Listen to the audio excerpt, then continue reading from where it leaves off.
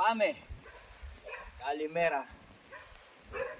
Mag-i-start na tayo ngayon. At ito yung ating hotel na malaki. Diba? Sobrang laki. Pame Doliya, Kabayan. Ito yung magiging natin, tahanan ng almost 7 months. Ang dalawang pool na maliit. Palaruan, napakalaki. Ayan.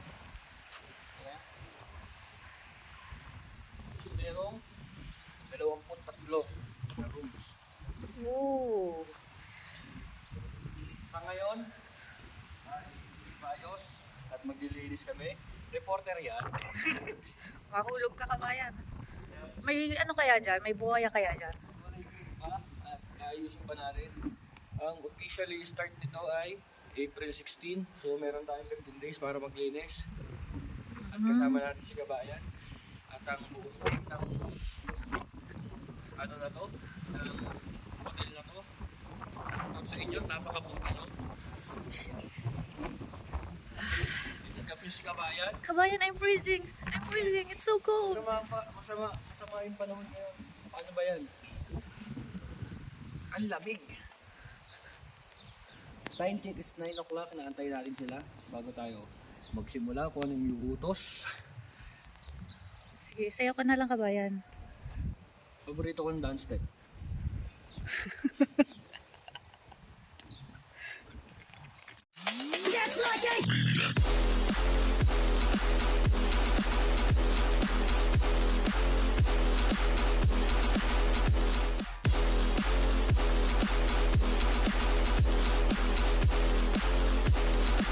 Kabayan. Another day, another life.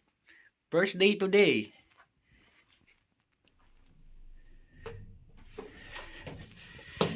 Bakit tayo dito? B, are you ready? Yes, Ha? I'm ready. Ready ka na? Of course. Maganda naman ang panahon, mahangin lang. Happy first day, Calumina.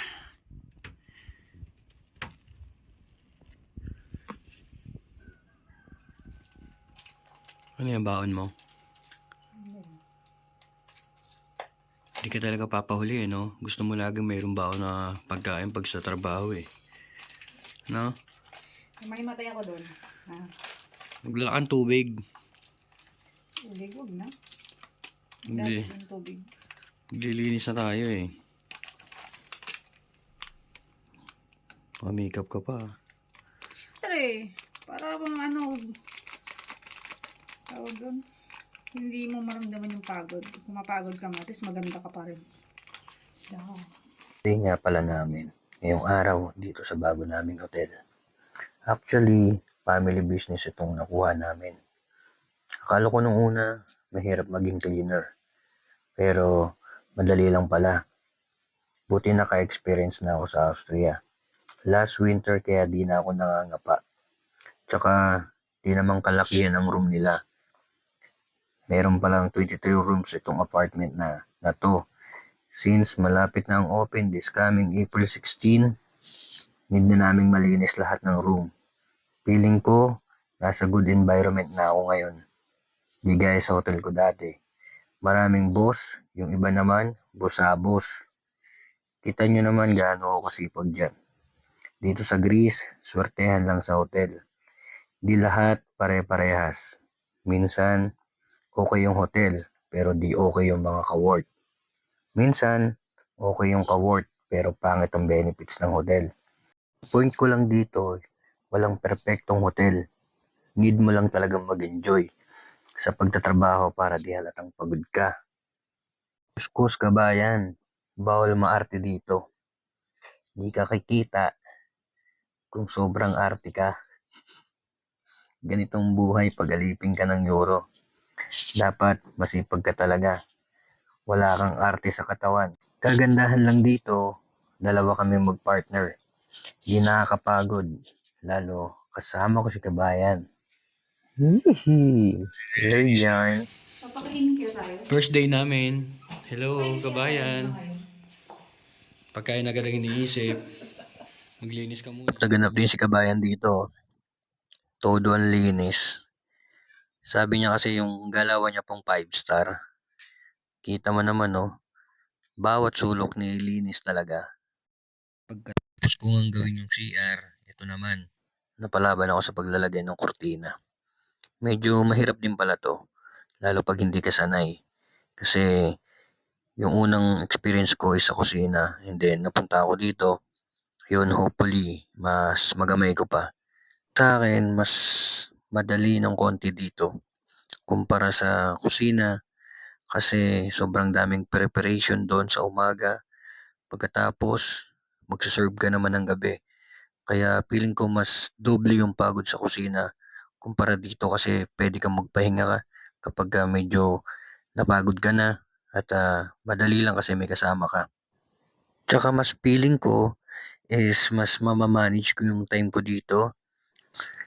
Pagkatapos ko palang mag-housekeeping mga kabayan, ang pangalawang trabaho ko ay dishwasher. Pero dito pa rin sa hotel na to, which is binigyan kami ng part-time para hindi na kami lumayo.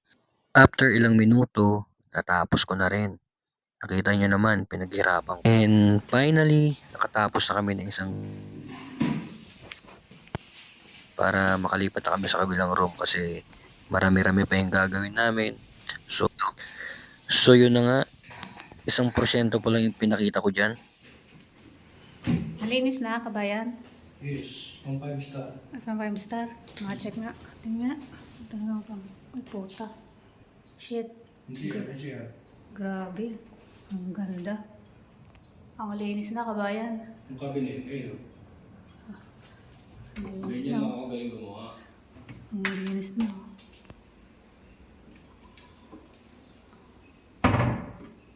Almost done.